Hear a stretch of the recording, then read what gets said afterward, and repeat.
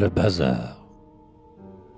C'est un bazar, au bout des faubourgs rouges, étalage bondé, éventaire ventru, tumulte et cris brandis, gestes tout bourrus et crus, et lettres d'or qui soudain bougent, en torsade, sur la façade.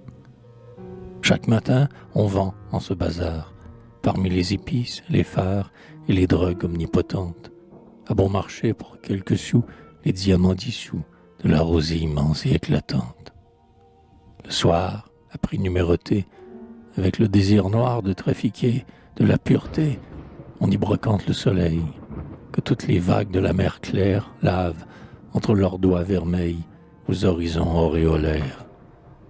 C'est un bazar avec des murs géants, et des balcons et des sous-sols béants, et des tympans montés sur des corniches, et des drapeaux et des affiches, où deux clowns noirs plument un ange. À travers boue, à travers fange, roulent la nuit vers le bazar, les chars, les camions, les fardiers, qui s'en reviennent des usines voisines, des cimetières et des charniers, avec un tel poids noir de cargaison, que le sol bouge et les maisons.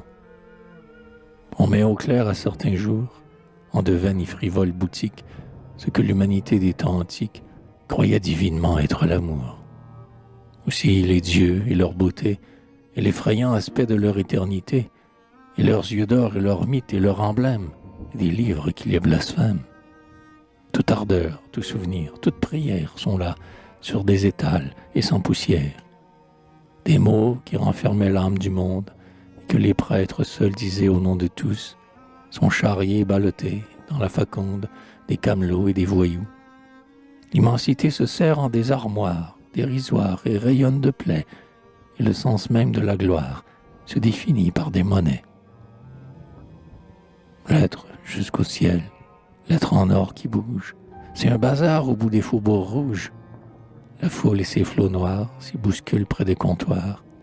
La foule et ses désirs multipliés par centaines et par milliers, y tournent, y montent au long des escaliers, et ses riches folles et sauvages, en spirale vers les étages. Là-haut, c'est la pensée, immortelle, mais convulsée, avec ses triomphes et ses surprises, qu'elle a à ton expertise. Tous ceux dont les cerveaux s'enflamment au feu des problèmes nouveaux, tous les chercheurs qui se fixent pour cible le front d'airain de l'impossible et le cassent pour que les découvertes s'en échappent, elles ouvertes, sont là à gauche, fiévreux, distraits, dupés des gens qui les renient, mais utilisent leur génie et font argent de leurs secrets. Oh, les Édennes, là-bas, au bout du monde, avec des arbres purs à leur sommet, que ces voyants des lois profondes ont exploré pour à jamais.